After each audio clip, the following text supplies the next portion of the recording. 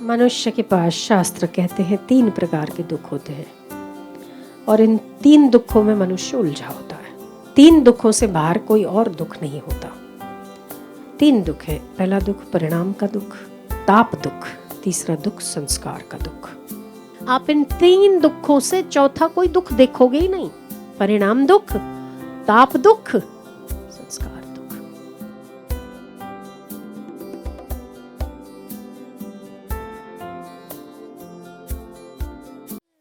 मनुष्य के पास शास्त्र कहते हैं 3 प्रकार के दुख होते हैं और इन 3 दुखों में मनुष्य उलझा होता है।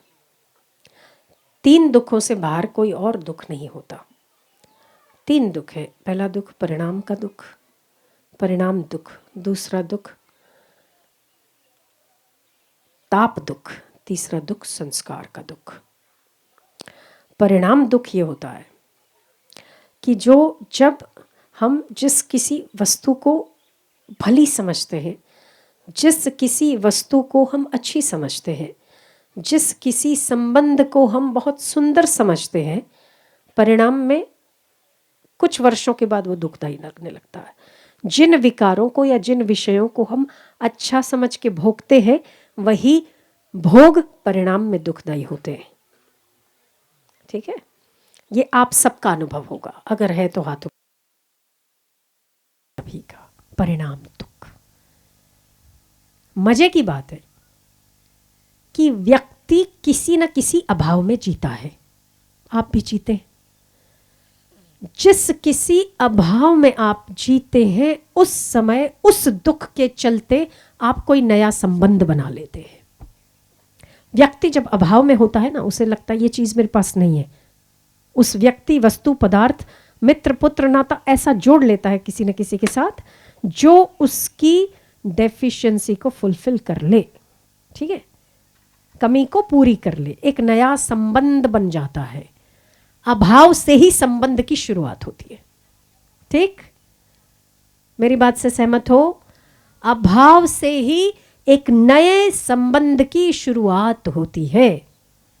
ठीक, उस नए संबंध की शुरुआत में बड़ा सुख, पर उसके अंत में मध्य में बड़ा दुख होता है। परिणाम दुख। अभाव से संबंध की शुरुआत तो होती है, पर उसे निभाते निभाते निभाते निभाते व्यक्ति के हाथ में कुछ नहीं रहता और अंततः मिलता है दुख। भोगों से संबंध हम बनाते हैं। भोग हमको अच्छे लगते हैं, हमें लगते अच्छे हैं, पर भोगने के बाद एक ग्लानि जरूर होती है। परिणाम दुख। पहला परिणाम दुख। दूसरा है ताप दुख। उसके पास इतनी गाड़ियां हैं, मेरे पास नहीं। उसके पास इतना अच्छा बंगला है, मेरे पास नहीं। वो इतना ऊपर है, मेरे पास नहीं। उसके पास इतना आराम और ऐश्वर्य है, मेरे पास नहीं। तो अब मुझे भी करना चाहिए। जब आप उन सभी चीजों तक पहुंच जाते हैं, फिर आप अपने से और श्रेष्ठ को देखते हैं। इसके पास इतने करोड़, मेरे पास नहीं। इसके पास इतनी अच्छी बीवी, मेरे पास नहीं। इसके पास इतने। ये ताप दुख है। ये बार बार बार बार बार बार मनुष्य को बेचैन करता है। कभी भी ये शांति नहीं होने देता।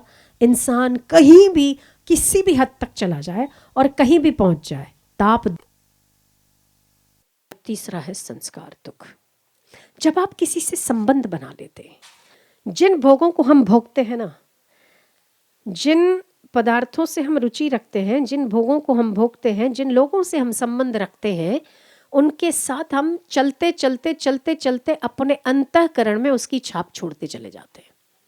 ठीक है, आप थोड़ी सी भी शांति से जब बैठो तो आपको उसका चेहरा, उस व्यक्ति की बातचीत, उस व्यक्ति से चला हुआ आपका कर्म, आपकी क्रिया याद रहेगा, अच्छा या बुरा, दोनों। राग या द्वेष से चला हुआ व्यक्ति हमेशा शांति लेने ही नहीं देता। ये आपके भीतर पड़े हुए संस्कारों का दुख है। अगर आपने बहुत बुरा चला किसी से, तो आपको अंत समय में मृत्यु होने ही नहीं देगा। अगर किसी के प्रति अति राग है, तो आप शांति से बैठोगे ना, माला लेने बैठोगे, तो उस आदमी की बार बार याद आएगी बार बार याद आएगी। जिनके साथ बहुत अच्छा चले हो और आज उसके साथ बहुत संबंध खराब हो गया, पर फिर भी देखना कैसा कर लिया मेरे साथ, बहुत धोखा दे दिया मुझे। संस्कार दुख, ठीक है। अति राग के साथ जब चलते हैं और वो व्यक्ति थोड़ी सी भी अगर थोड़ा मुकर जाता है, आपके हृदय को पीड़ा से पीड़ा देता है, भयंकर। बोलो है कि नहीं? आपके सभी के जीवन में अनुभव है ऐसा? संस्कार दुख है ये तो।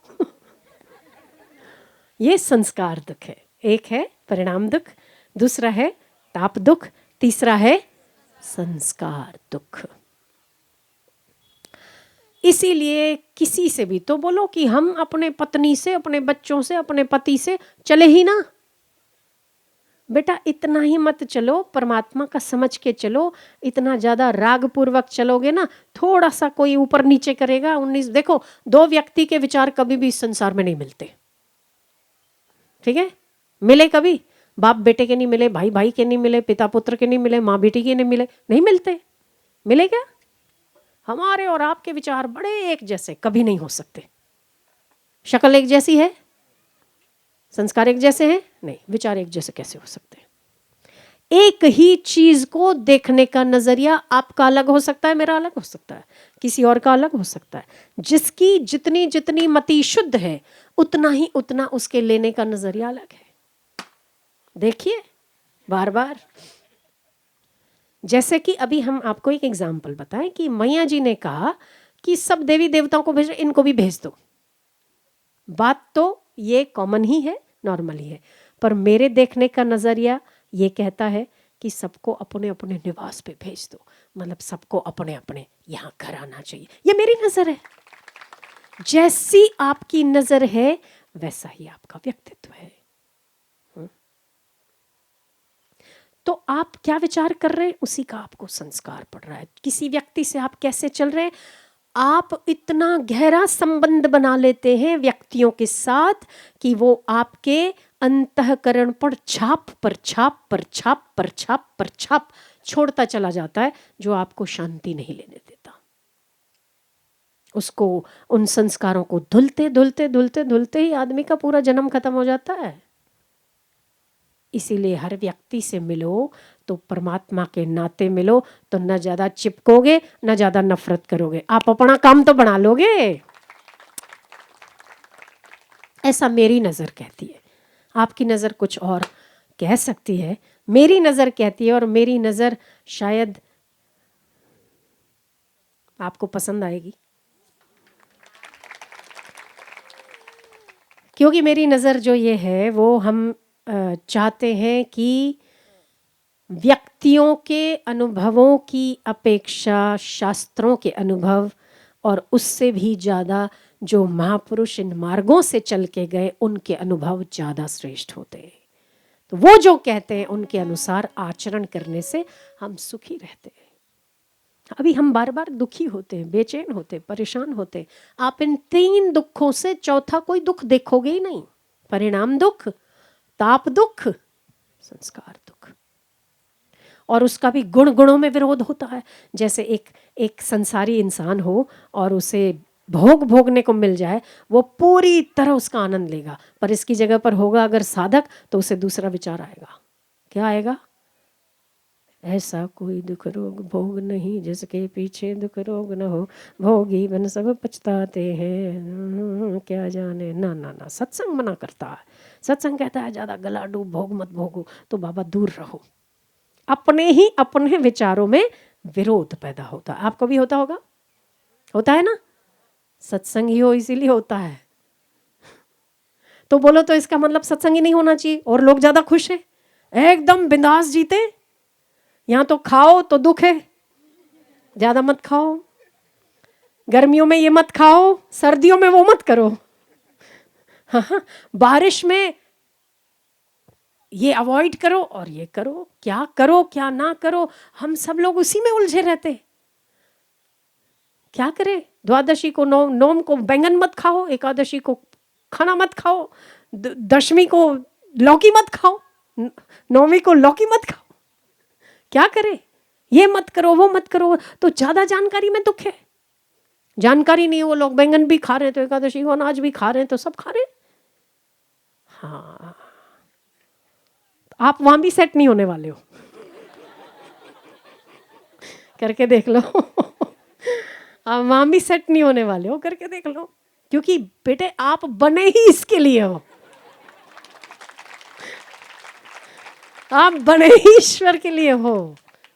ये तो और अच्छी बात है ना, ये और अच्छी बात है ना, कि अगर कोई आपको बहुत प्यार करता हो और वो अपना अधिकार जताता रहता हो कि तू और किसी का नहीं है, तू कहीं भी चला जा, और किसी का नहीं, तू मेरा ही है, किसी का नहीं, तू मेरा ही है, तो किसी का नहीं हो सकता, तू मेरा ही है, तो ये उसका अधिकार तो सच्चा प्यार है ना। आप चलते रहो, एक दिन तो जरूर पहुंचना सारे दुखों से पार होके। पर जब तक कि आप चल रहे हो तब तक परिणाम दुख, ताप दुख और संस्कार दुख, इन तीनों के दुखों से थोड़ा थोड़ा छूटने का अभ्यास बनाओ। तो आप जब भी शांति से बैठोगे ना, ये जो संस्कार है आपको, संस्कार ये दुखी नहीं करेंगे। परिणाम दुख भोग भोगने से पहले 100 बार विचार करके देखो।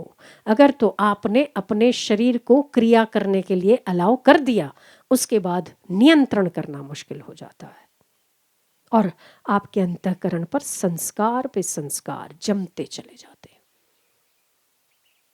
और कभी आपका मन है, कभी आपका मन नहीं, वो व्यक्ति आप पर आधिपत्य जमाता चला जाता है। ये बहुत सहज, बहुत स्वाभाविक है। जो आप, जिससे आपने कभी सुख लेने की कोशिश की है, वह व्यक्ति, वस्तु, पदार्थ आप पर अधिकार जमाता है।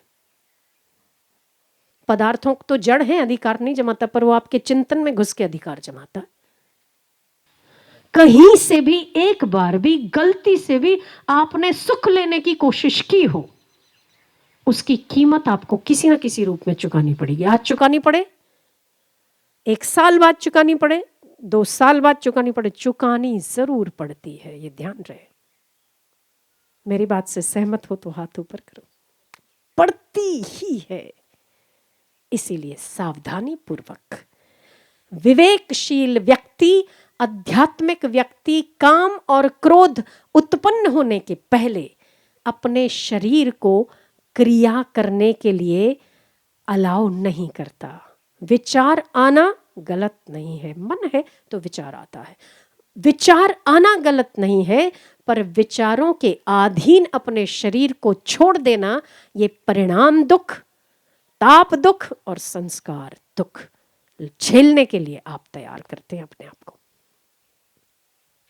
तो परिणाम दुख है, भोगों को भोगने के बाद उसका परिणाम दुख होता है, ग्लानि होती है, बेचैनी होती है, उद्विग्नता होती है।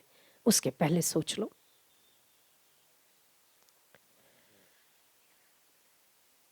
तो ये 3 दुख है जो है, उन सारे दुखों से पार होने की एक ही दवा है, वो है मनुष्य के पास विवेक होता है। उस विवेक का जब हम आदर करते तो तीनों दुखों से पार हो जाते।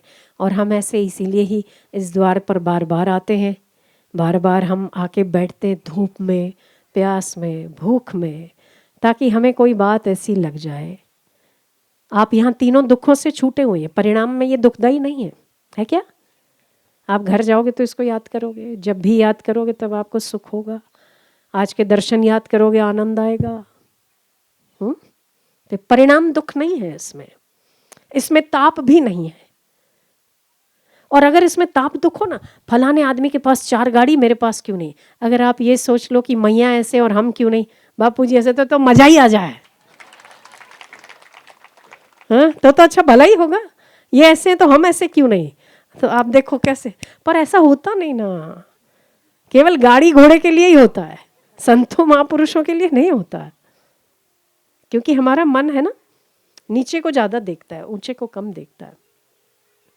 जो त्याग तपस्यामयी जीवन है, उसको हम बहुत कम अनुकरण कर पाते हैं। बस वही बात है कि कृष्ण ने, मुझे नहीं, उसने आरजे ने पूछा था कि कृष्ण ने 16,108 के साथ फ्लर्ट किया और हम 4 के साथ करते हैं तो हमारी पिटाई हो जाती है। तो मैंने तो बोले नहीं करना चाहिए, वो करे तो भगवान है और हम करें तो कैरेक्टर खराब है, ऐसा क्यों होता है, हमें नहीं करना चाहिए। मैंने कहा नहीं, बिल्कुल करना चाहिए। बोले आप ऐसे पहले व्यक्ति हैं जिन्होंने कहा कि जितनों के भी साथ फ्लर्ट करना चाहिए। मैंने कहा मेरे बात पूरी नहीं हुई अभी तक, अधूरी है, करना चाहिए, पर पहले आखिरी उंगली पर गोवर्धन उठा लेना चाहिए, फिर करना चाहिए। कर सकते हो? नहीं कर सकते। हम जिस चीज़ को फॉलो कर सकते हैं, जो हमारी कमजोरी है, वो हम भगवान और संतों का नाम लेकर कर लेते हैं।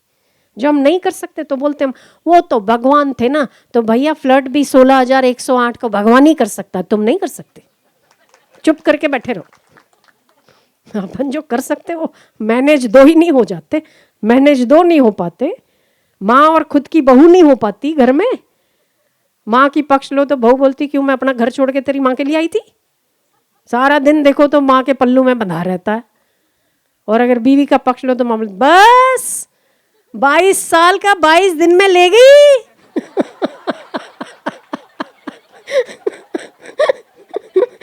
बस ऐसे ही आजकल छोरे, हमने तो जख मारे, कुछ नहीं जो है वही है, गालियां देती है माँ, मैनेज वही नहीं होती। 2 औरतें घर में मैनेज, माँ है तो भी नहीं होती।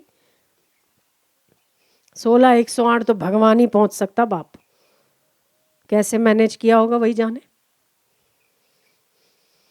तो बोले हम नहीं कर सकते, हाँ कर सकते हैं, तो गोवर्धन उठा सकते हो आप। एक चीज और कही थी मैंने कहा आप पहले गोवर्धन भी बाद में उठाया था, 12-13 साल की उम्र में गोवर्धन उठाया। उसके पहले सबसे पहला काम कौन सा किया उन्होंने? सबसे पहला काम कौन सा किया? जहर पिया था। मैं कहा थोड़ा सा रख लो, बच जाओ तो कर लेना। तो महापुरुषों के जीवन का अनुकरण हमें करना चाहिए। जो भी हम कहीं कम पड़ते हैं तो महापुरुष इस वक्त होते तो क्या करते, हमारे गुरु होते तो क्या करते, हमारे इष्ट होते तो क्या करते। तो जो देखने में भोग आनंददायी लगते हैं वो परिणाम में दुखदायी जरूर होते हैं। जहाँ से आप सुख लेने की कोशिश करते हो वो ज़रूर आपको गुलाम बनाता है, वो ज़रूर आपसे कीमत वसूल करता है। परिणाम दुख, ताप दुख और संस्कार दुख। तो हमारे चित्त में क्या संस्कार हमें डालना है और कितनी हद तक डालना है वो हमारे